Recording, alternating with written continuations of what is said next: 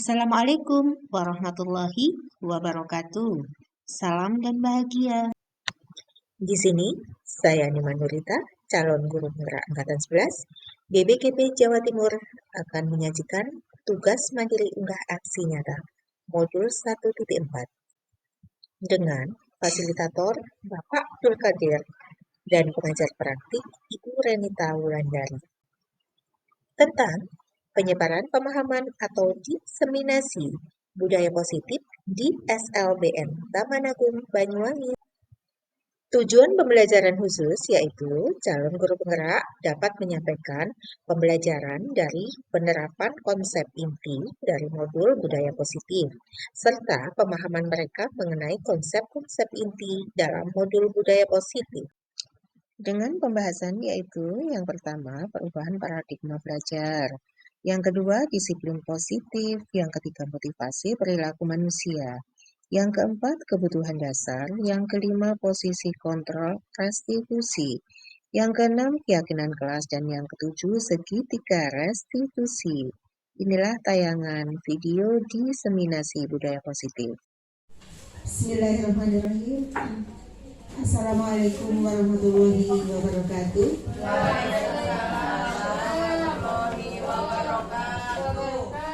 Kepada yang terhormat Ibu Kepala Sekolah SLB Negeri Taman Agung, dalam hal ini diwakili oleh Ibu Mariati, Ibu Wakil Kepala Sekolah, dan kepada semua Dewan Guru SLB Negeri Taman Agung beserta staf karyawan TU SLB Negeri Taman Agung yang juga saya hormati. Pertama kali marilah kita panjatkan puji syukur kehadirat Allah Subhanahu wa taala yang mana pada kali ini kita telah diberikan sehat, hikmat, sempat untuk bisa menjalankan kegiatan yang mudah-mudahan kegiatan yang kita lakukan pada saat ini bermanfaat dan berkah. Amin amin ya rabbal alamin. Dan semoga sholawat dan salam tetap terlimpahkan kepada junjungan Nabiullah Muhammad SAW. Allahumma sholli alaihi. Bapak, Ibu yang saya hormati, saya sangat mengucapkan terima kasih sekali kepada panjenengan yang mana mungkin beberapa kali meluangkan waktunya di dalam rangka untuk saya menjalankan tugas saya sebagai guru penggerak, yang mana tugas ini yang harus saya sampaikan kepada Bapak Ibu guru, di mana di sini adalah penyebaran pemahaman atau diseminasi budaya positif. Ini tentang budaya positif, mungkin Bapak Ibu sudah mengenal kata-kata ini terkait budaya positif. Mungkin sebagai pemanasan Bapak Ibu, sebelum berlanjut kepada slide berikutnya, yang Bapak Ibu ketahui tentang budaya positif, mungkin ada yang tahu tanggapannya tentang budaya positif. Boleh sebelum kita lanjutkan, kita buka dengan pemanasan budaya positif. Apa yang Bapak Ibu ketahui tentang budaya positif? Monggo Bapak Ibu. Bagaimana Ibu Komang? Kebiasaan yang baik. Monggo yang lain pendapatnya tentang budaya positif. Bu Devi? Kebiasaan yang dijalankan setiap hari. Kebiasaan yang dijalankan setiap hari. Iya. Terima kasih Bu Komsi. Tentang budaya positif, Kebiasaan yang baik yang dilakukan sehari-hari dan bisa mempengaruhi lingkungan baik.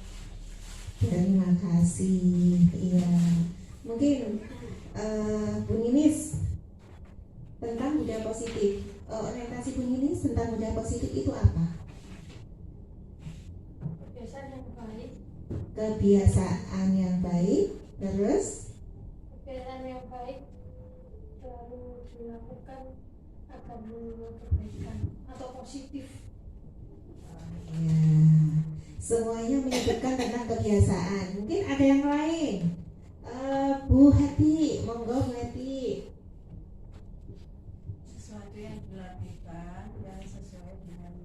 adat atau kebiasaan di daerah setiap daerah kan berbeda. Tapi itu yang dilakukan itu memberikan nilai positif. Iya. Terima kasih. Inggih, aplaus buat Bapak Ibu semuanya. Terima kasih.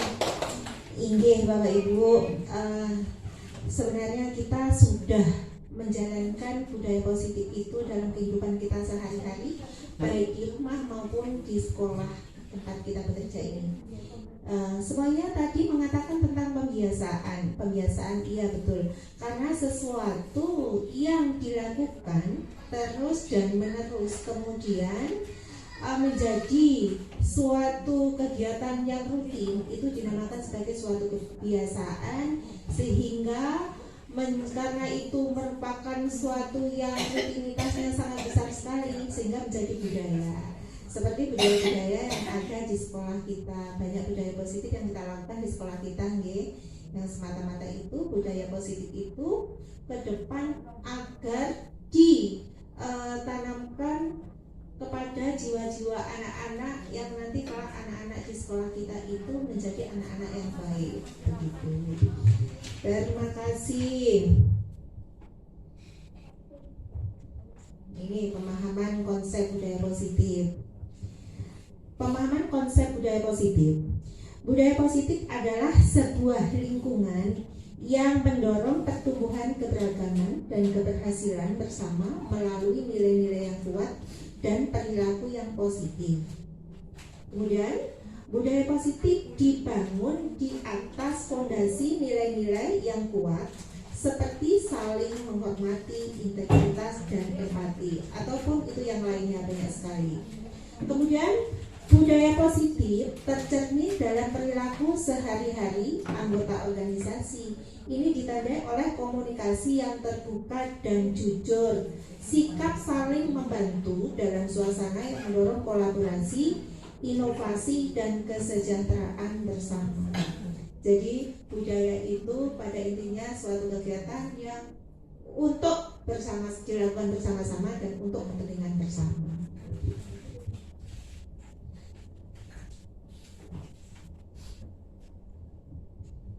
Bapak Ibu yang saya hormati, materi pemahaman konsep budaya positif itu di sini akan saya sharingkan, akan saya bagikan tentang yang satu itu adalah perubahan paradigma belajar, yang kedua adalah disiplin positif, yang ketiga adalah motivasi perilaku manusia, selanjutnya kebutuhan dasar, kemudian posisi kontrol restitusi, keyakinan kelas, dan yang terakhir adalah segitiga restitusi.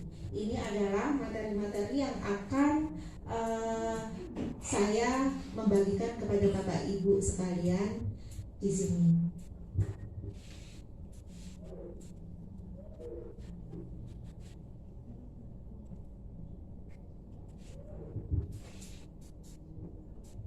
Bapak Ibu, materi yang pertama adalah perubahan paradigma belajar.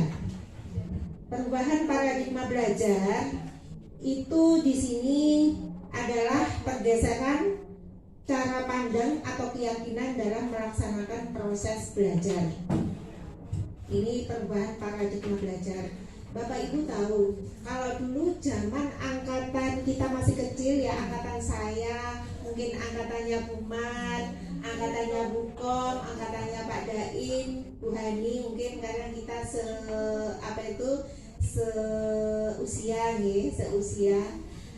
Itu mungkin beda dengan zaman saat ini. Bedanya mungkin jauh. Beda dengan di zamannya Bu Devi, Bu Graciela, itu beda. Nah, ini adanya perubahan paradigma belajar. Nah, paradigma itu Bapak Ibu sebagaimana yang saya sampaikan itu tahu ya paradigma itu apa? Paradigma itu apa? Bu Devi, paradigma itu apa? Perubahan pola pikir. Iya, boleh. Atau ada yang pendapat yang lain?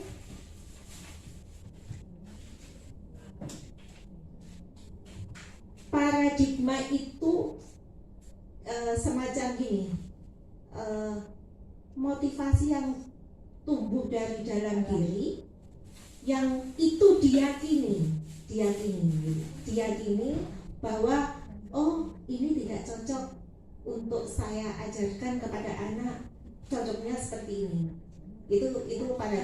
Jadi suatu ini seperti sebagaimana yang ditulis di sini, yaitu pergeseran cara pandang atau keyakinan dalam melaksanakan proses belajar. Jadi perubahannya itu sendiri nih, paradigmanya itu adalah cara pandang atau keyakinan dalam melaksanakan proses belajar. Gitu. Jadi ya seperti itu Bapak Ibu. Di sini kita mengapa di sini disampaikan tentang perubahan paradigma belajar. Kita flashback ke beberapa tahun sebelum ini. Kalau dulu model pembelajaran cenderung berpusat kepada guru, di mana siswa dianggap sebagai penerima informasi secara pasif, maka paradigma baru ini menggeser fokus ke siswa sebagai pusat pembelajaran. Jadi dulu itu guru itu adalah sebagai pusat belajar anak-anak, tetapi untuk saat ini siswa adalah sebagai pusat pembelajarannya, Bapak Ibu. Itu jadi keyakinan, perubahan keyakinan yang menggeser paradigma itu menjadi dulu guru sebagai pusat pembelajaran anak-anak, sekarang adalah siswa sebagai pusat pembelajarannya. Perubahan ini didorong oleh perkembangan ilmu pengetahuan dan teknologi. Seiring dengan perkembangan ilmu pengetahuan dan teknologi yang sedang berkembang saat ini. Jadi hal-hal yang terjadi pada sebelum-sebelumnya itu dijadikan refleksi, dievaluasi, kemudian memunculkan paradigma keyakinan bahwa siswa sebagai pusat pembelajaran. Begitu. Jadi kan nggak ada contoh Bu Heti, aku kepingin anak saya itu, siswa saya itu dalam karnaval itu berpenampilan lain dari yang lain. Ini seperti itu.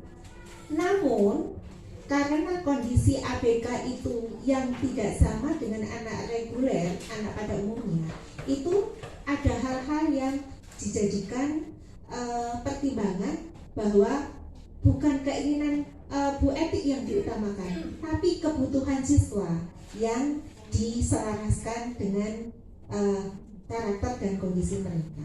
Jadi seperti itu. Itu dinamakan bahwa pembelajar siswa sebagai pusat pembelajaran. Jadi bukan guru sebagai pusat pembelajaran. Jadi guru di sini itu hanya sebagai fasilitator yang memfasilitasi kebutuhan anak-anak itu apa, nanti kita menyediakan. Jadi seperti itu. Bisa diterima Bapak Ibu? Saya lanjut.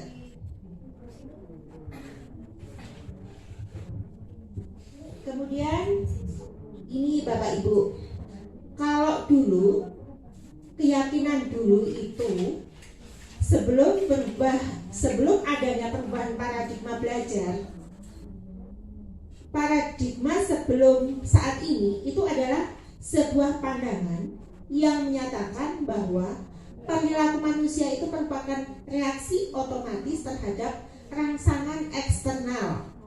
Jadi itu Bapak Ibu. Kita lakukan permainan habis ini.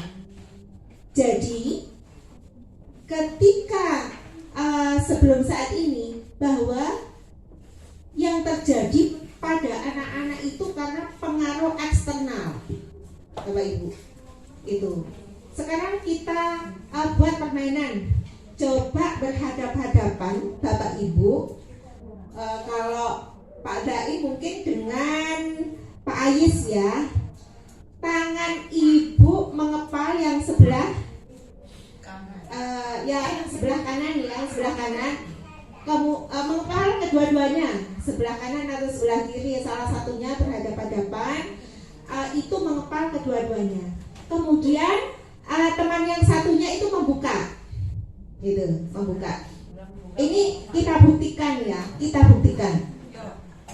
Jadi semuanya dengan keinginannya masing-masing.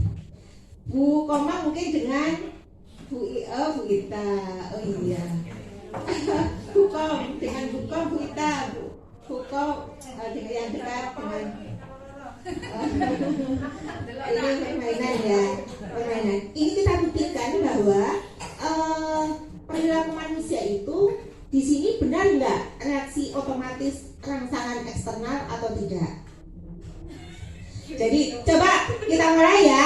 Yang satu teman yang satu menggenggam kedua tangannya, menggenggam mengepal begini, mengepal yang kuat. Kemudian yang satunya membuka dengan kuat juga. Ya. Sudah siap? Dimulai.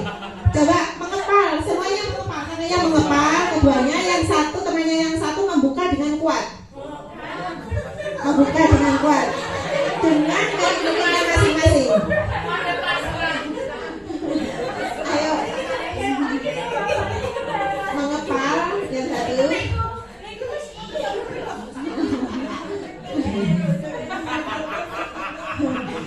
Sudah usai. Terima kasih teman-teman semuanya. Ini Bapak Ibu. Itu jenengan rasakan. Siapakah di sini yang sebagai posisi kontrolnya? Apakah karena memiliki benda di kepal itu tadi, itu kemudian jenengan mempertahankannya, membukanya jenengan itu apakah karena tekanan luar atau karena memang saya harus membukanya? Harus membukanya ya. Ternyata jenengan dari dalam diri jenengan sendiri yang mengepal tadi itu akhirnya membuka dengan dirinya sendiri ya. Bukan karena dibuka dipaksa, enggak nggih. Nah, artinya jenengan kan mempertahankan nggih. Berarti jenengan sebagai pusat kontrolnya ya. Nah, itu Bapak Ibu. Di sini kita belajar logika. Jadi di sini bahwa kita mengajari anak-anak itu kita ajari untuk memiliki kontrolnya sendiri, begitu. Jadi mengapa perubahan paradigma belajar ini fungsinya?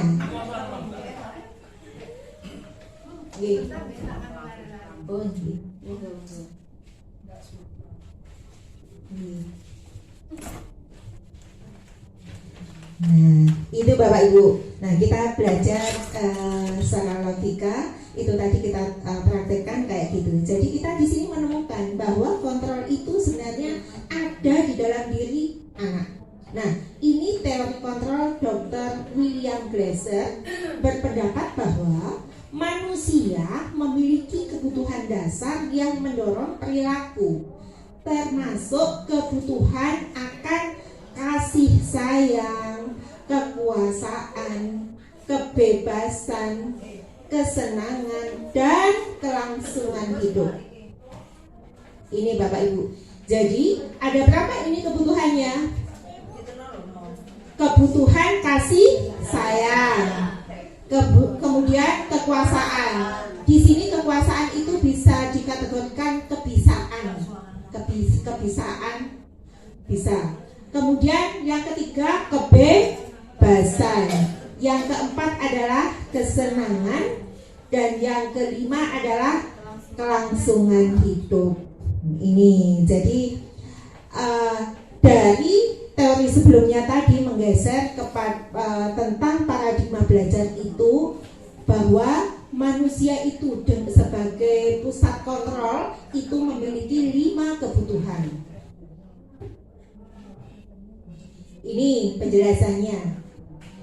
Bagaimana seseorang bisa berubah dari paradigma stimulus respon kepada pendekatan teori kontrol? Ini dari Stephen R. Al-Kofe mengatakan bahwa bila kita membuat kemajuan perlahan, sedikit-sedikit ubahlah sikap atau perilaku Anda. Namun, bila kita ingin memperbaiki cara-cara utama kita, maka kita perlu mengubah kerangka acuan kita. Ubahlah bagaimana Anda melihat dunia, bagaimana Anda berpikir tentang manusia. Ubahlah paradigma Anda, skema pemahaman dan penjelasan aspek-aspek tertentu tentang realitas. Jadi di sini kita perlu mengubah kerangka acuan kita ya. Jadi kerangkanya yang kita ubah. Bagaimana kita melihat dunia. Jadi sebagaimana sebelum-sebelumnya disampaikan di dalam filosofi KHD Ki Hajar Dewantara bahwa manusia belajar itu karena kodrat alam dan kodrat zaman. Jadi kita bebas secara konteks melihat dunia sebagai pembelajaran kita untuk mencapai kebahagiaan yang setinggi-tingginya. Itu di dalam filosofi KHD. Ini Bapak Ibu, kita lihat bedanya di sini. Di dalam perubahan paradigma belajar yang dulu melalui stimulus respon, bahwa belajar itu dipengaruhi oleh stimulus, itu realitas kebutuhan kita sama, memandang bahwa kebutuhan kita itu sama. Tetapi di dalam teori kontrol, realitas atau kebutuhan kita itu berbeda-beda Bapak Ibu. Sepemikiran dengan pernyataan ini? Kalau di dalam stimulus respon, realitas kebutuhan kita itu sama. Itu dulu nih, paradigma dahulu. Tetapi setelah adanya perubahan paradigma melalui teori kontrol, bahwa realitas kebutuhan kita itu berbeda-beda. Setuju dengan pendapat ini? Kebutuhan kita dengan kebutuhan Bu Lisa tentu tidak sama. Setuju ya dengan pernyataan yang satu ya? Kemudian semua orang melihat hal yang sama. Berarti setuju dengan teori kontrol ya? Setiap orang memiliki gambaran berbeda. Kemudian yang ketiga, kita mencoba mengubah orang agar berpandangan sama dengan kita. Setuju tidak? Tidak. Terus yang di dalam teori kontrol, kita berusaha memahami pandangan orang lain tentang dunia. Ya, ini terjadi pada yang kita lakukan pada kegiatan kita kemarin ya. Bisa kita alami seperti itu. Kemudian selanjutnya, perilaku buruk dilihat sebagai suatu kesalahan. Semua perilaku memiliki tujuan. Nah, bagaimana dengan pernyataan ini? Kalau di dalam stimulus respon, perilaku buruk dilihat sebagai suatu kesalahan. Tetapi di dalam teori kontrol, semua perilaku memiliki tujuan. Setuju? Penjelasannya mungkin ini sharing Mbak. Ini kita mengalami suatu kejadian yang mungkin itu diakibatkan dari kesalahan seseorang. Ya, Bu Heti, mungkin atas kejadian perilaku buruk dilihat sebagai suatu kesalahan ini, mungkin kita mengalami suatu kejadian yang mungkin itu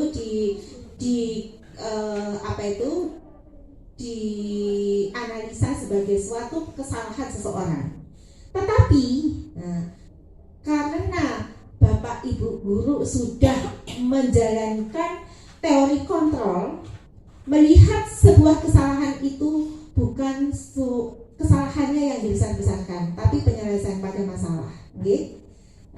Berpusat pada masalah. Bagaimana Pak Dain menyelesaikan kondisi tersebut, Pak Dain, Nah, itu mungkin seseorang melakukan kesalahan itu, dia memiliki kebutuhan. Nanti lanjut, ada kebutuhan apa orang yang melakukan kesalahan tersebut? Nanti kemudian ada jawabannya di sini.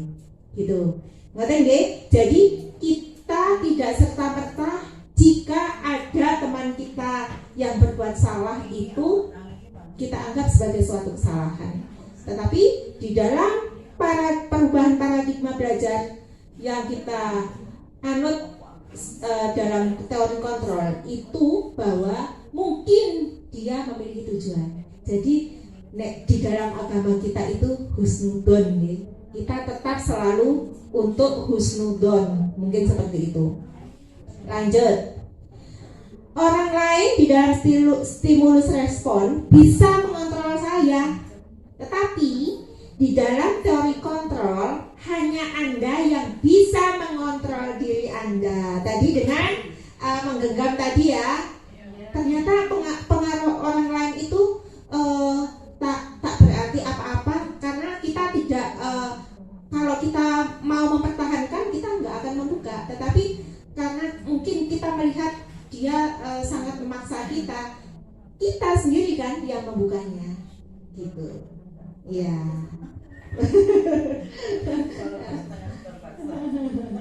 Ini. Jadi setiap orang itu memiliki kontrolnya masing-masing.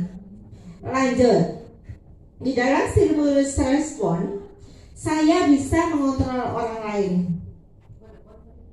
Setuju?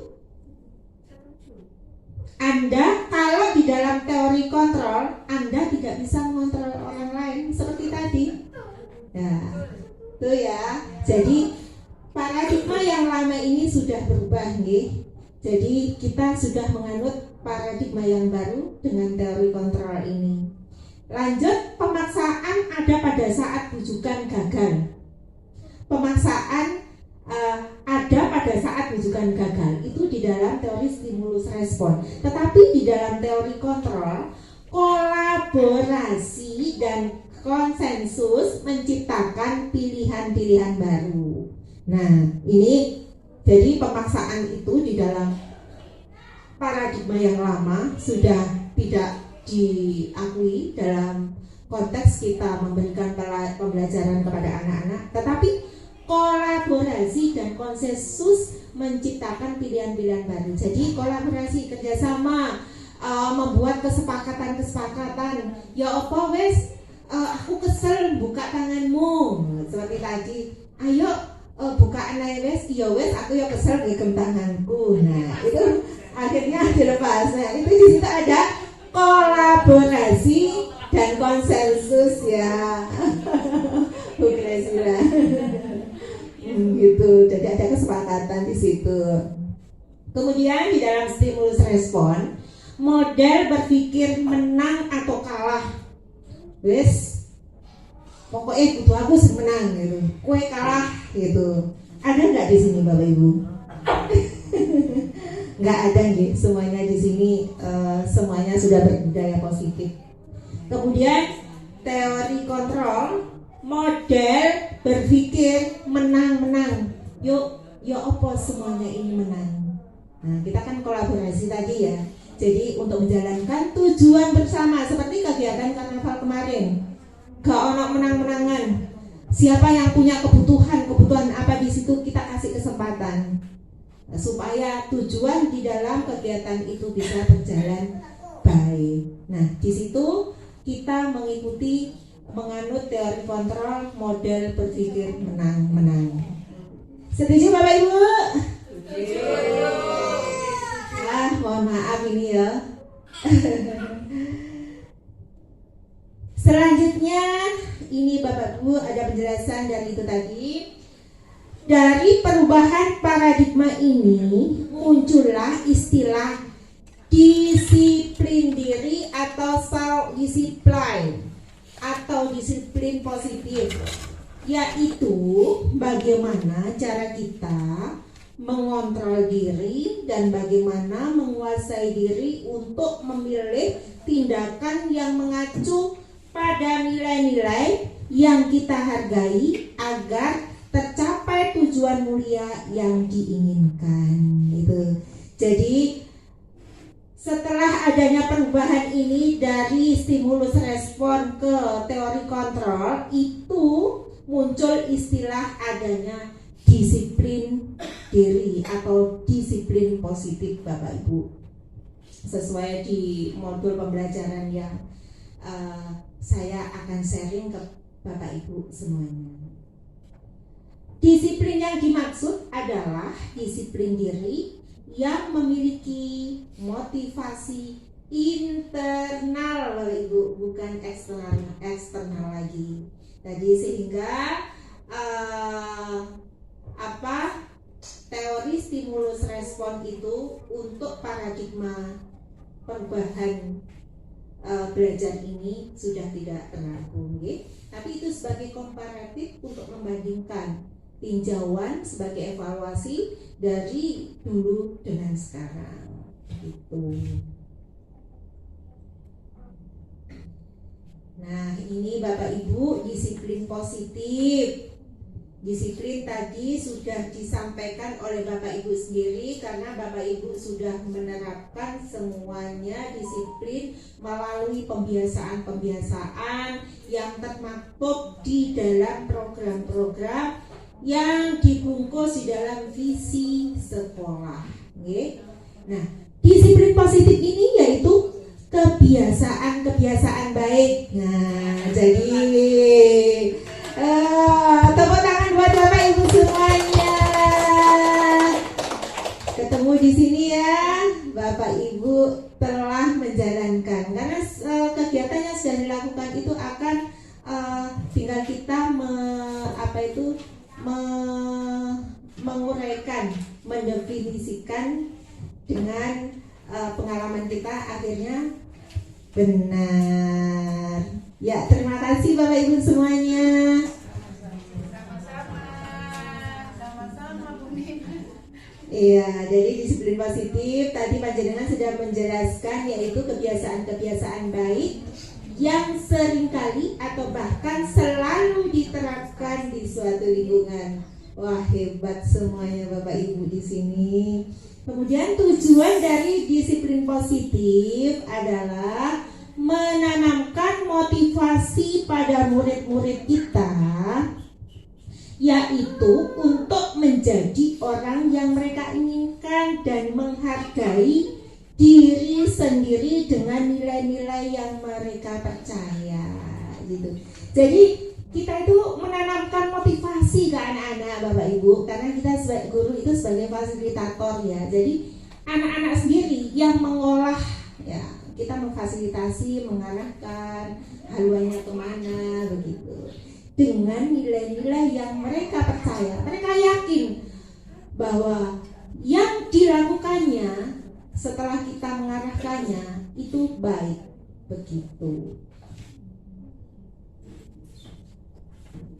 Nih, motivasi intrinsik dalam disiplin positif berdampak jangka panjang Bapak Ibu. Motivasi yang tidak akan terpengaruh pada adanya hukuman atau hadiah. Nih, misal aku kok ini ada hari-hari ini kok saya terlambat ya, saya kok bangunnya kesiangan ya, saya punya kegiatan ini itu, mungkin seperti itu contoh yang saya alami. Terus kemudian bagaimana ya saya itu supaya tidak terlambat lagi? Bagaimana langkah yang saya lakukan?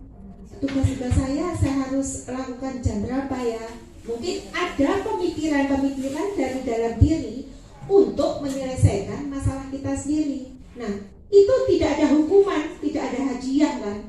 Muncul dari dalam diri sendiri dan itu akan berdampak jangka panjang. Gitu. Jadi itu pembiasaan-pembiasaan yang kita lakukan setiap hari dengan evaluasi diri, itu menjadi motivasi dari dalam diri. Kemudian motivasi intrinsik itu berlandaskan perilaku baik dan berlandaskan nilai-nilai kebajikan karena mereka ingin menjadi orang yang menjunjung tinggi nilai-nilai yang mereka hargai atau mencapai suatu tujuan mereka. Jadi begitu, seperti pengalaman kita, ya apa supaya tidak kawanan bangunnya bagaimana, pekerjaan dan tugas-tugas saya itu saya selesaikan di mana, saya atur bagaimana. Itu dialog-dialog diri untuk bagaimana persoalan yang kita alami itu selesai dengan diri kita sendiri dan tidak tidak terpengaruh kepada hukuman atau hadiah. Kita tidak ingin dipuji, kita tidak ingin dianggap wah, tetapi ya karena motivasi dalam diri, karena itu sesuatu yang mengandung nilai-nilai yang baik. Itu. Kemudian motivasi intrinsik itu dorongan dari dalam diri seseorang untuk melakukan sesuatu karena adanya kepuasan batin atau kesenangan yang diperoleh dari aktivitas itu sendiri. Kemudian nilai-nilai kebajikan adalah prinsip-prinsip moral yang baik dan luhur yang menjadi pedoman seseorang dalam bertindak dan berperilaku. Nilai kebajikan adalah nilai-nilai kebaikan. Nah, ini Bapak Ibu kemarin waktu pada saat visi misi bahwa tujuan kita di dalam menyampaikan pembelajaran kepada anak-anak yaitu menanamkan nilai-nilai kebajikan sebagaimana filosofi Ki Hajar Dewantara, bahwa nilai-nilai kebajikan dalam disiplin positif sebagaimana termuat dalam 6 dimensi profil pelajar Pancasila. Ini Bapak Ibu, yang pertama adalah beriman, yang kedua bertakwa kepada Tuhan yang Maha Esa dan berakhlak mulia. Yang kedua adalah mandiri. Yang ketiga bergotong royong. Yang keempat berkebinekaan global. Yang kelima bernalar kritis. Dan yang keenam adalah kreatif. Itu Bapak Ibu ada gambar untuk memudahkan kita menghafal 6 dimensi profil pelajar Pancasila. Tuh. Ini semuanya termaktub di dalam visi Bapak Ibu guru sebagai pendidik, kemudian terlingkup di dalam program sekolah, yang mana program sekolah itu dibungkus di dalam visi sekolah SLB Negeri Taman Agung. Jadi pola berpikirnya semacam itu Bapak Ibu. Sajaannya kok agak jelek-jelek gitu ya. Iya, mohon maaf Bapak Ibu, bagaimana kita break dulu dengan menghadap ke temannya. Ya, kita breaking, menghadap ke temannya, pegang pundak temannya, nanti kebalikan. Ayo breaking dulu, menghadap temannya. Padain mungkin dengan Pak Ais. Nanti gantian ya.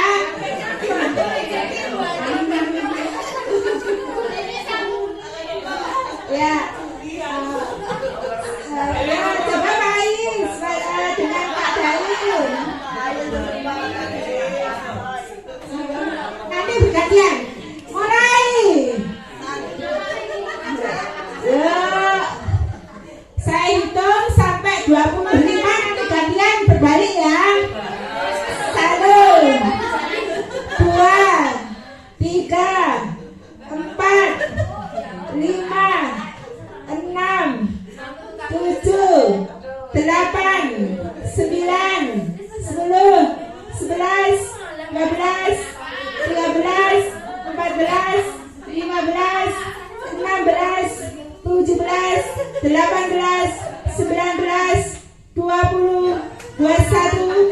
22, 23, 24. Terima kasih. Bagaimana? Agak fresh sekarang? Pokoknya lama ya.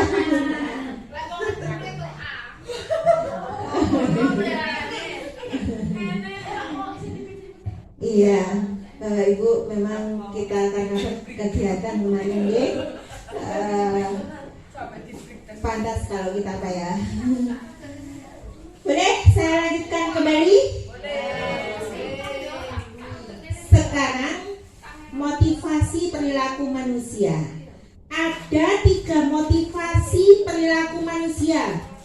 Kita bicara soal perilaku manusia, Bapak Ibu.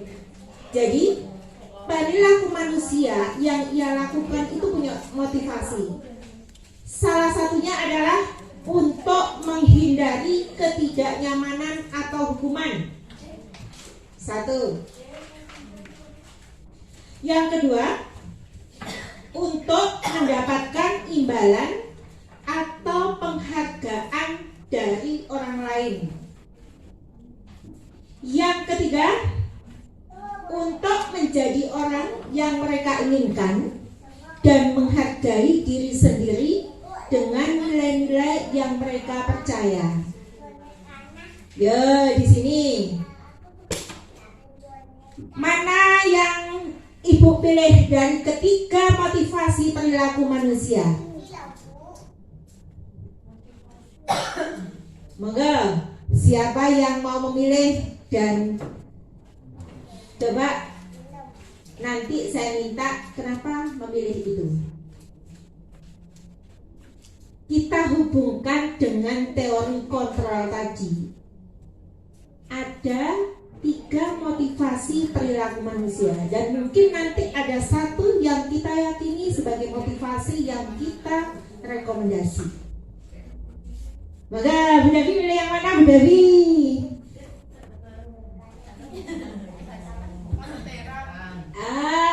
Yang pertama untuk menghindari ketidaknyamanan atau hukuman. Yang kedua untuk mendapatkan imbalan atau penghargaan diri dari orang lain. Yang ketiga untuk menjadi orang yang mereka inginkan dan menghargai diri sendiri dengan nilai-nilai yang mereka percaya. Nomor 1 saja sudah saya. Bu Devi milih nomor 1 untuk menghindari ketidaknyamanan. Cari aman. Cari aman. Ya. Bu Heti memilih yang nomor berapa? 3. Untuk menjadi orang yang mereka inginkan dan menghargai dirinya sendiri dengan nilai-nilai yang mereka percaya. Oke, Bu Dewi, kenapa memilih nomor 1 untuk menghindari ketidaknyamanan atau hukuman? Karena tidak suka sesuatu yang ribet gitu. Mau aman, wis. Bukan aman yang kenyamanan bersama gitu. Begitu. Bu Komsi nomor 1 juga. Terus kalau Bu alasannya sama nggih, berarti Alasannya ya hampir sama. Kalau saya alasannya kalau kita di lingkungan yang nyaman pasti kita akan melakukan sesuatu juga nyaman. Maksudnya kalau nggak nyaman kan kalau mau berbuat apa-apa kan harus pikir-pikir, nggak enak. Nah, kalau kita nyaman mau apapun. tepuk tangan buat Bu Komsi. Bu Heti, saya ingin tahu alasannya kenapa memilih yang ketiga, Bu Heti. Ya karena saya sering seperti itu.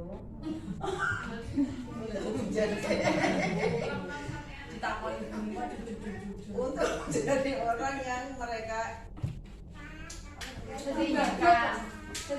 inginkan dan menghargai diri sendiri dengan nilai-nilai yang mereka percaya. Begitu. Jadi badut bukan jadi kalau menurut saya kenapa memilih itu karena saya sering melakukan tapi tetap ada kan saya menghargai diri saya sendiri. Oke, bagus. Ya, bagus. Terima kasih banyak tepuk tangan buat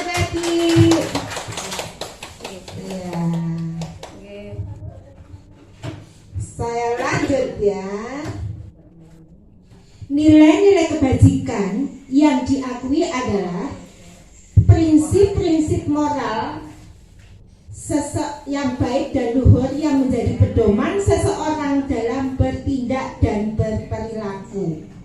Nah, tadi di dalam teori kontrol itu adalah motivasi intrinsik. Kalau motivasi intrinsik itu dorongan dari dalam diri, maka untuk melakukan sesuatu itu karena kepuasan batin atau kesenangan yang diperoleh dari aktivitas itu sendiri. Kita hubungkan dengan 3 motivasi perilaku manusia. Yang direkomendasi adalah yang ketiga, Bapak Ibu, yang kaitannya dengan teori kontrol, yaitu untuk menjadi orang yang mereka inginkan dan menghargai diri sendiri dengan nilai-nilai yang mereka percaya. Kalau yang tadi Bu Komsi sama Bu Devi itu untuk motivasi perilaku manusia memilih yang nomor 1 itu baik. Tetapi itu lebih kepada faktor eksternal. Ya, lebih kepada faktor eksternal. Yang kita harapkan di dalam teori kontrol itu adalah nilai-nilai kebajikan yang muncul dari motivasi intrinsik, yaitu dorongan dalam diri untuk melakukan sesuatu karena adanya kepuasan batin yang diperoleh dari aktivitas itu sendiri. Gitu nggih? Ya, terima kasih Kak Fa.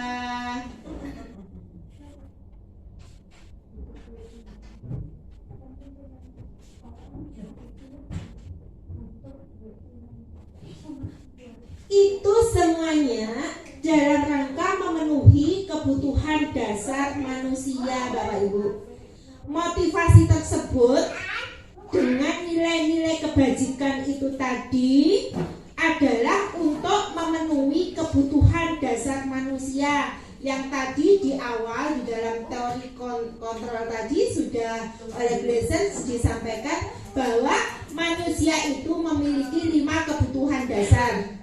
Ini Bapak Ibu untuk memudahkan kita ingat, ada 5 kebutuhan dasar. Yang pertama adalah apa Bapak Ibu? Bertahan hidup.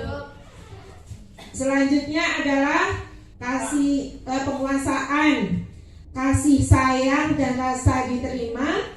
Kemudian kesenangan. Selanjutnya adalah kebebasan.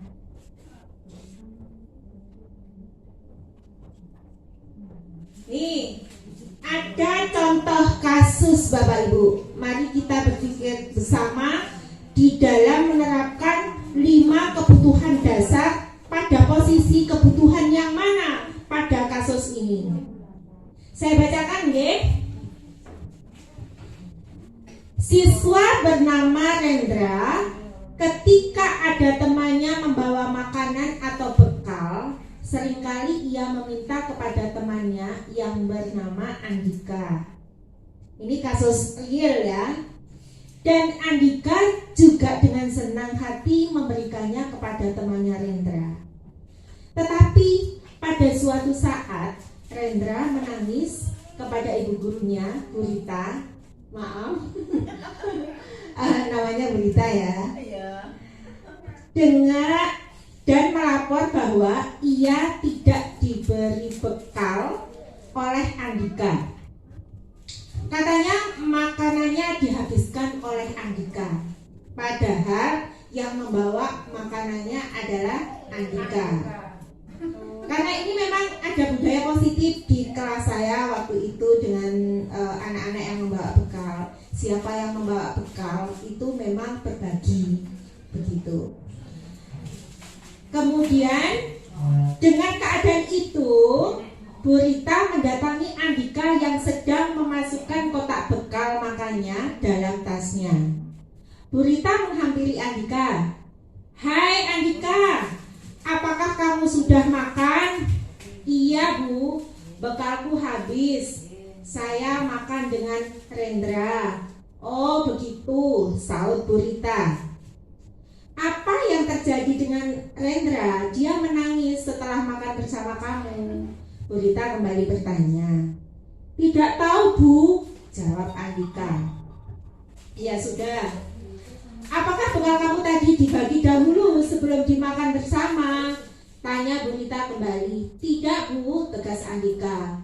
Kalau Rendra mendapat bagian yang sama, tetapi mengapa masih menangis ya? Kata Bu Rita. Tadi pas makan hampir habis, Rendra berebut dengan saya Bu, jelas Andika. Kamu mungkin punya ide agar Rendra mendapat bagian yang sesuai dari makananmu. Itu Bu Rita berkata kepada Andika. Nanti kalau bawa bekal lagi, makanan saya bagi dulu ya Bu. Itu Andika mengatakan idenya kepada Bu Rita. Idemu bagus sekali. Idemu bagus sekali. Mungkin nanti bisa kamu lakukan agar Rendra merasa bagiannya sama dan tidak berebut lagi. Jadi dari dialog-dialog itu tadi memunculkan ide pada diri Andika atas kasus yang terjadi dengan Rendra. Jadi Bu Guru tidak langsung, oh nangis. Kalau zaman-zaman dulu kan begitu ya. Oh nangis kok. Jadi untuk teori kontrol itu kita lebih menggunakan dialog positif yang menggiring anak itu untuk mengeluarkan masalah dalam dirinya, kemudian memunculkan penyelesaian untuk dirinya sendiri. Jadi itu Tutu Bu Rita mengakhiri dialognya dengan Andika. Nah, ini ada pertanyaan Bapak Ibu terkait kebutuhan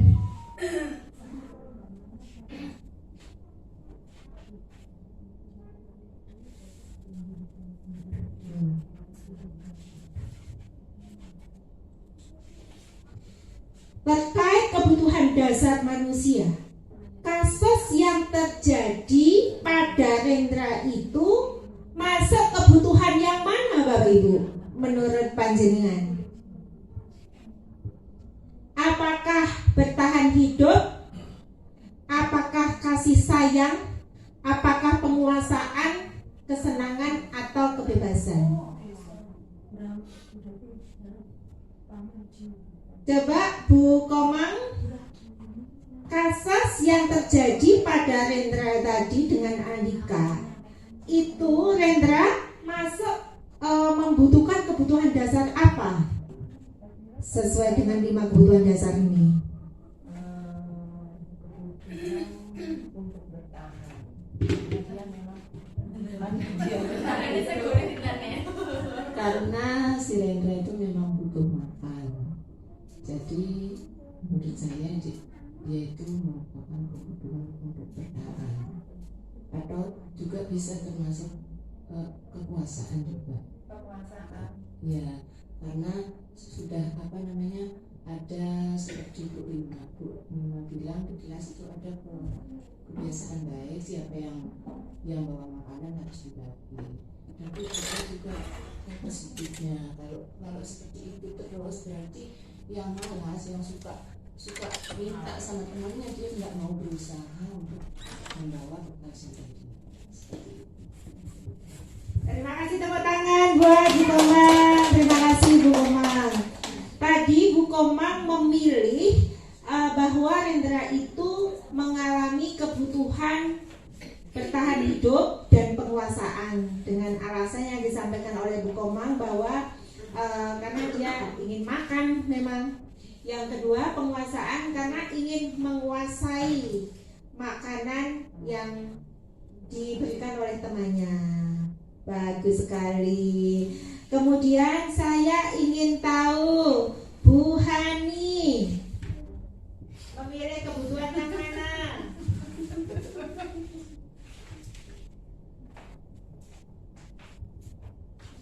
Bebas Bu. Kasih sayang dari Bani. Kalau saya memilih yang kebebasan karena si Rendra kan dengan leluasannya meminta sama si Andika, sedangkan Andika sendiri juga ngasih sama si Rendra. Satu kebutuhan. Mungkin ada lagi? Itu saja. Terima kasih, tepuk tangan buat Bu Hani. Terima kasih Bu Hani memilih bahwa Rendra tersebut memiliki kebutuhan kebebasan. Dia ingin bebas dengan makanan yang diberikan oleh Andika tadi. Dia karena merasa diberikan hak untuk bisa makan, dia bebas sesuai dengan keinginannya. Tuh, terima kasih Bu Hani. Sekarang Bu Ita. Terima kasih. Kalau saya lebih memilih kesenangan. Jadi mungkin karena setiap hari si Andika membawa bekal, jadi si Rendra ini merasa senang. Karena ketika Andika membawa bekal, dia secara tidak langsung akan mendapatkan jatah atau bagian. Itu. Terima kasih, tepuk tangan buat kita. Baik. Sekarang saya ingin tahu suaranya Bu Ninis. Ya. Sudah, nggak mau berpendapat lagi? Ya sudah. Ya. Begini Bapak Ibu, dari kasus yang dihadapi oleh Ibu Rita tadi, ada beberapa kebutuhan yang dialami oleh Rendra di sini. Tadi tinjauan Bapak Ibu, terutama ibu-ibu, itu ada yang memilih untuk bertahan hidup. Oke, baik. Kita telusuri apakah si Rendra itu anaknya kurang dikasih jajan atau tidak suka membawa bekal atau tidak dibekali oleh ibunya. Itu bisa jadi bahwa si Rendra itu menguasai makanannya Andika itu untuk bertahan hidup, bisa jadi. Kemudian dipilih lagi oleh Bu Komang tadi penguasaan. Nah, ini biasanya kalau ada orang yang wis diwai sakmene njaluk meneh sik kurang ae gitu, ada nggih. Tapi di dalam teori kontrol, seorang yang melakukan kesalahan itu tidak boleh dijustifikasi sebagai suatu kesalahan. Jadi mungkin dia punya maksud di sini. Jadi kebutuhan penguasaan ini ada. Jadi ada solusi bagaimana kalau dia itu berperilaku menguasai. Berarti dia ingin menguasai ini, apa solusinya? Supaya hal yang negatifnya itu tidak dilakukan secara terus-menerus. Gitu. Kemudian kebutuhan kebebasan tadi disampaikan oleh Bu Hani.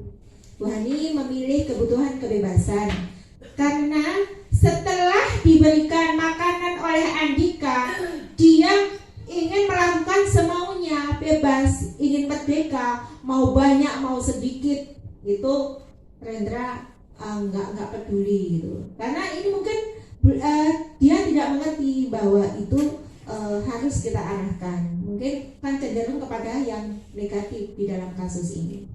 Tuh. Kemudian untuk kesenangan, tadi kita memilih kesenangan, ya. Karena memang momen di waktu itu memang dengan Rendra. Rendra itu anaknya kalau punya bekal pun nyari Andika gitu. Jadi memang ada kebiasaan gitu. Makanya saya foto ketika istirahat itu buka bekal bersama-sama. Ayo dibagi. Di kelas saya itu supaya tidak berebut, ada Nuril, ada Andika, ada Rendra. Saya yang membagikan biasanya. Kalau dia, ayo dibagi ini kan Kak Roto gitu, saya ikut membagikan gitu. Karena menghindari hal-hal yang seperti ini gitu. Ini mungkin ada sebagian yang kebesaran bagiannya atau mungkin kurang itu tadi sehingga terjadi seperti ini. Jadi ini karena dianggap sebagai momen kesenangan ya, karena dia tidak puas dengan kesenangan yang ia lakukan dengan Andika itu tadi, sehingga dia refleks karena tidak puas dengan kesenangan yang ia capai, sehingga dia menangis. Mungkin seperti itu. Tepuk tangan buat ibu-ibu semuanya. Terima kasih. Nah, itu Bapak Ibu, kita harus tahu apa kebutuhan anak kita, peserta didik kita melalui 5 kebutuhan dasar tadi. Jadi kasus-kasus yang kita alami dengan siswa-siswa kita itu banyak sekali, nggih. Sehingga dengan tinjauan 5 kebutuhan dasar ini menjadi tolak ukur bagi kita untuk menetapkan langkah kita dan melakukan penyelesaiannya.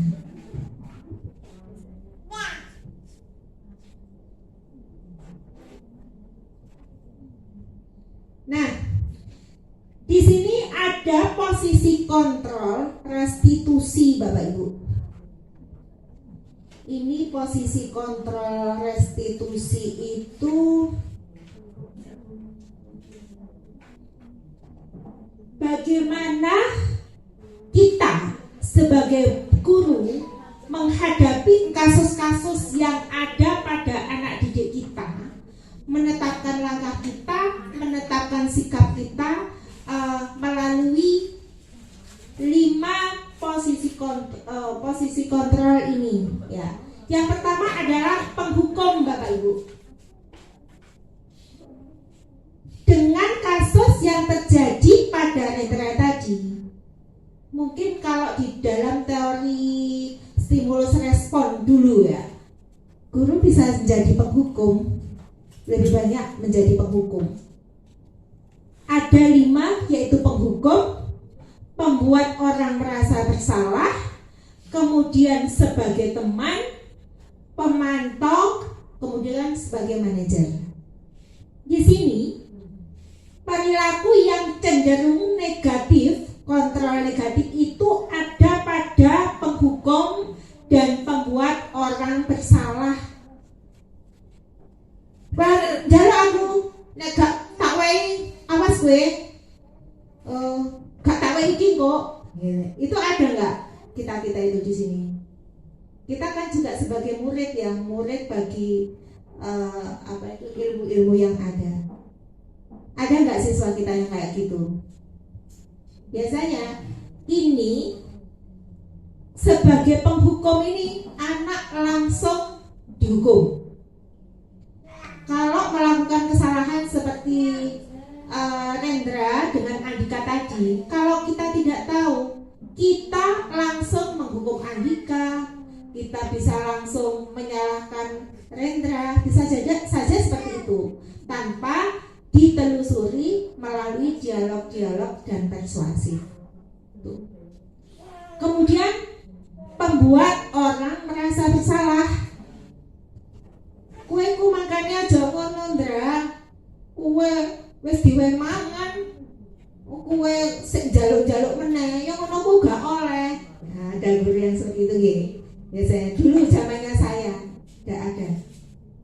Jadi anak bukan didukung bagaimana penyelesaian yang ada terhadap dirinya, tetapi langsung dijustifikasi. Dia sebagai orang yang bersalah, gitu, langsung divonis. Orang pasti siapapun kalau mengalami seperti itu dijustifikasi, kita orang dewasa saja mungkin langsung down gitu nih. Kita menjadi tertutup gitu. Anak-anak pun juga demikian, Bapak Ibu. Anak-anak, baik anak-anak kita di rumah, anak-anak kita sendiri maupun anak-anak didik kita. Ini perilaku yang kontrol negatif. Ini lebih cenderung anak itu menjadi gagal, Bapak Ibu, karena sudah dihukum. Wes, kue keliling lapangan ping 10, sepatunya dicopot, kelambine dicopot. Itu memang ada, zamannya saya dulu itu ada. apa yang terjadi? Anak bisa malu, anak bisa akhirnya tertutup dengan temannya, menjadi introvert. Itu Bapak Ibu, karena dianggap sebagai anak yang bersalah gitu. Jadi pertama tadi di dalam teori kontrol bahwa anak bersalah itu pasti mempunyai tujuan, mempunyai alasan. Itu yang harus kita selesaikan. Kita ambil dengan dialog apa masalahnya. Yang selanjutnya, perilaku kontrol positif. Ini menjadikan kita sebagai guru terhadap anak-anak itu sebagai teman. Nah, kita memang, saya melihat Bapak Ibu guru di sini lebih kadang ada yang sebagai teman. Oh, Poim, nah ini kita kalau dengan kita jadikan teman, anak-anak itu akan lebih terbuka, lebih membuka dirinya, lebih bercerita tentang dirinya secara tanpa dipaksa oleh kita. Tuh, itu mengarah kepada perilaku kontrol positif, Bapak Ibu. Juga sebagai pemantau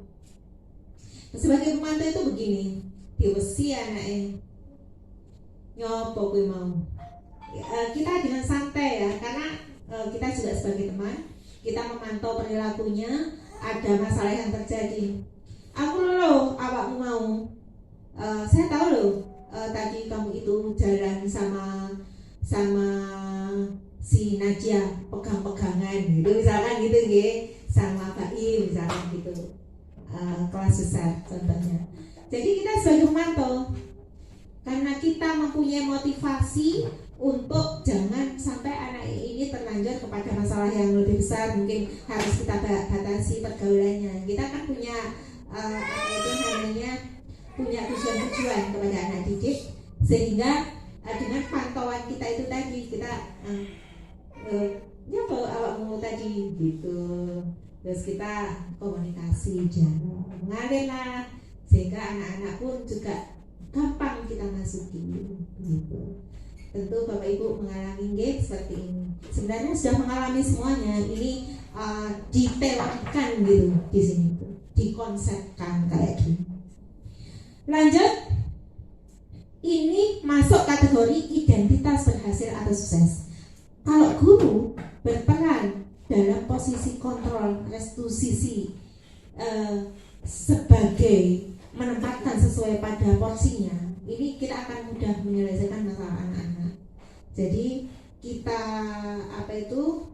istilahnya tadi, orang yang salah itu memiliki tujuan. Artinya di sini kita belajar tidak seudon gitu. Meskipun kita tahu, tapi kita lebih kepada masalah, penyelesaian masalah itu.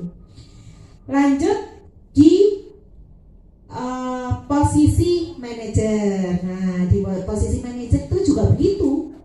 Itu banyak mengajukan pertanyaan-pertanyaan yang mengiring siswa mengeluarkan isi hatinya, mencurahkan rasa yang dirasakannya, sehingga kita dengan begitu tahu dan kita pancing-pancing untuk anak-anak itu bisa menyelesaikan masalah sendiri.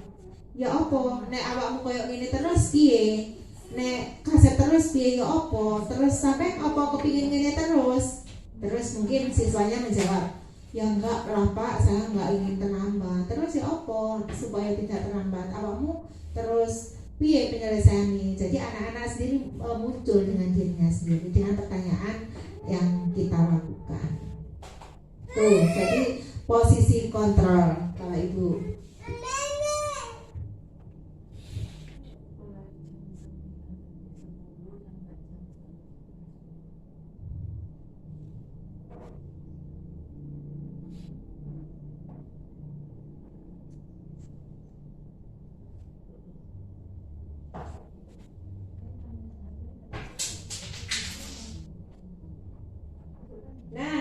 Ini pertanyaannya, yang dilakukan oleh Ibu Rita tadi itu pada posisi kontrol yang mana Bapak Ibu?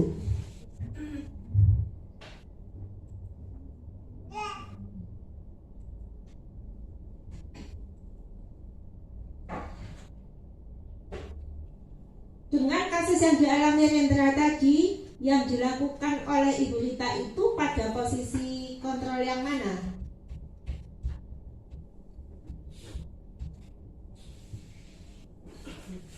Jadi Ibu Rita melakukan dialog dengan Andika tadi, kemudian Andika muncul ide untuk membagi makanannya kalau dia bawa lagi. Mengajukan pertanyaan-pertanyaan dengan Andika tadi, itu Ibu Rita masuk pada posisi kontrol yang mana Bapak Ibu? Menurut Bapak Ibu, Bu Komang?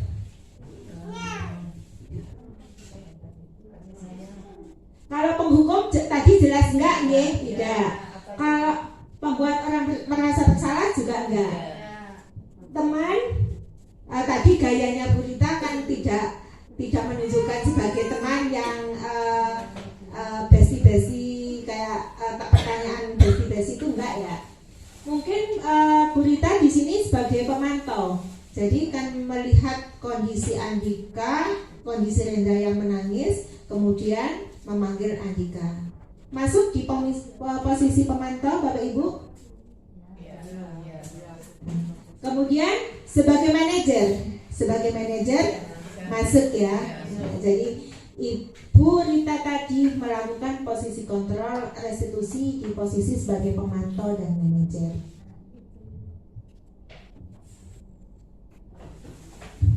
Ini Bapak Ibu keyakinan kelas, tinggal sidang lagi materinya.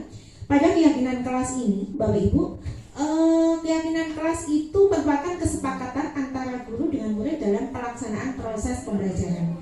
Seperti tadi, setelah akhir dialog dengan Andika, Bu Rita itu dengan munculnya ide dari Andika untuk membagi makanannya di waktu yang akan datang ketika dia membawa bekal, itu adalah suatu keyakinan yang muncul dari dalam diri Andika sendiri.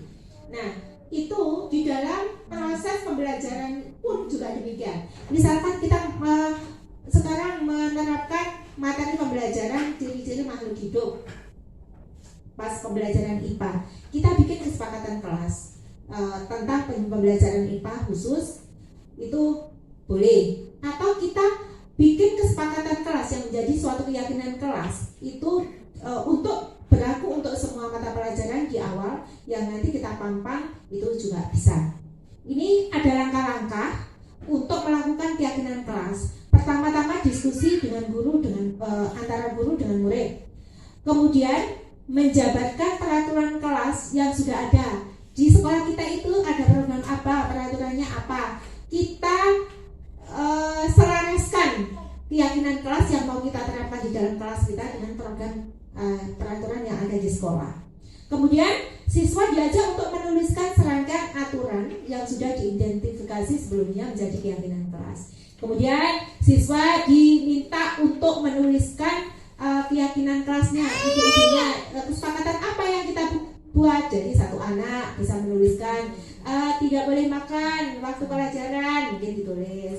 Kemudian setepat waktu ditulis. Jadi setiap anak menuliskan idenya, keyakinannya untuk ditempelkan atau dikumpulkan. Kemudian mendiskusikan konsekuensi. Misalkan keyakinan kelas itu kita sepakati, kalau tidak dilakukan apa konsekuensinya, itu kita sepakati bersama di situ. Kemudian membuat dalam bentuk poster digital atau poster ditempel di kelas itu, atau tempelan-tempelan tulisan itu tadi bisa ditempel-tempel. Kemudian merefleksi apa, sejauh mana keyakinan kelas yang kita sepakati itu bisa dilakukan. Apakah ada kekurangannya, bisa ditambah lagi di waktu yang akan datang, waktu berikutnya.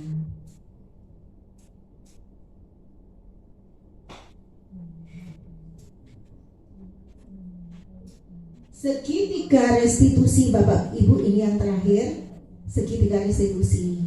Restitusi adalah proses menciptakan kondisi bagi murid untuk memperbaiki kesalahan mereka sehingga mereka bisa kembali pada kelompok mereka dengan karakter yang lebih kuat. Seperti kasus yang terjadi pada Andika tadi, dengan Rendra. Andika dengan kejadian yang dialami oleh Rendra itu guru itu melakukan suatu proses kepada Andika untuk Andika itu memperbaiki kesalahannya dan dia bisa kembali kepada kelompok mereka, kepada teman-temannya, kepada kegiatannya itu dengan karakter yang lebih kuat karena muncul idenya dari dalam dirinya sendiri. Nah, di situ ada tahapan di dalam restitusi, yaitu satu, belajar dari kesalahan, kemudian memperbaiki hubungan, yang ketiga merupakan tawaran bukan paksaan, 4 menuntun untuk melihat ke dalam diri, yang kelima adalah fokus pada karakter. Itu mulai dari bawah. Segitiga restitusi itu menstabilkan identitas. Jadi di dalam dialog itu stabilkan dulu Andika tadi dengan kondisinya, dengan masalahnya. Masalahnya apa? Distabilkan dulu.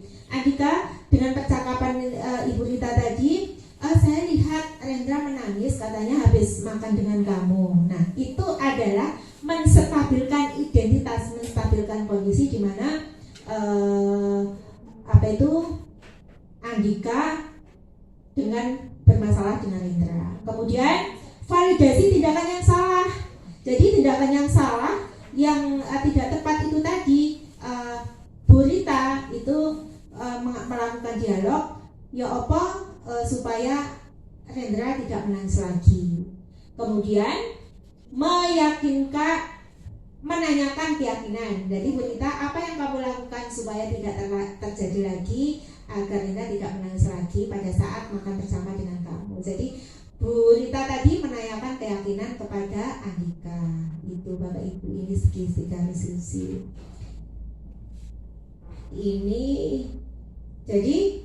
Ini proses dialog mana yang menunjukkan proses pada segitiga restitusi itu tadi sudah saya jelaskan. Saya pikir ini sudah materi yang terakhir yang saya sampaikan. Mungkin ada pertanyaan Bapak Ibu bisa ditanyakan.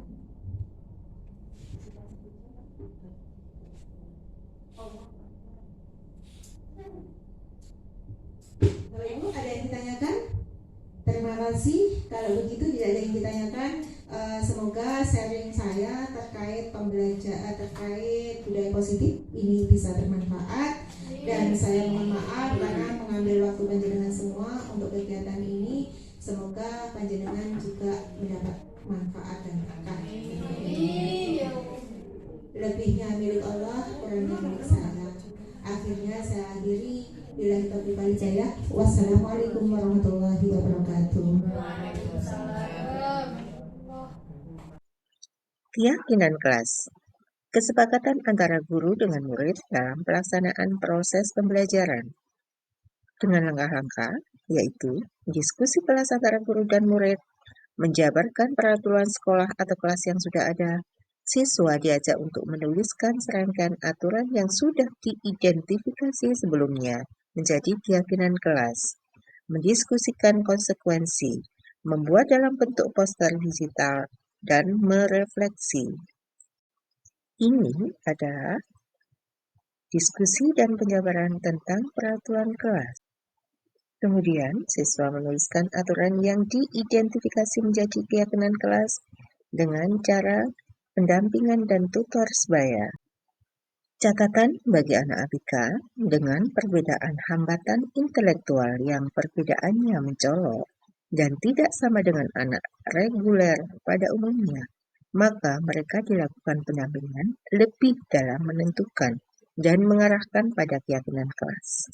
Ini poster keyakinan kelas 6 Tunagrahita. Refleksi diseminasi.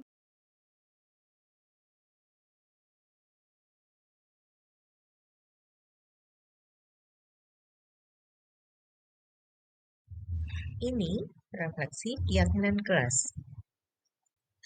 Evaluasi dan rencana perbaikan. Buah jatuh tak jauh dari pohonnya. Meskipun sajian tak utuh, semoga ada maknanya. Sekian diseminasi kali ini. Semoga tergerak, bergerak, dan menggerakkan. Wassalamualaikum warahmatullahi wabarakatuh.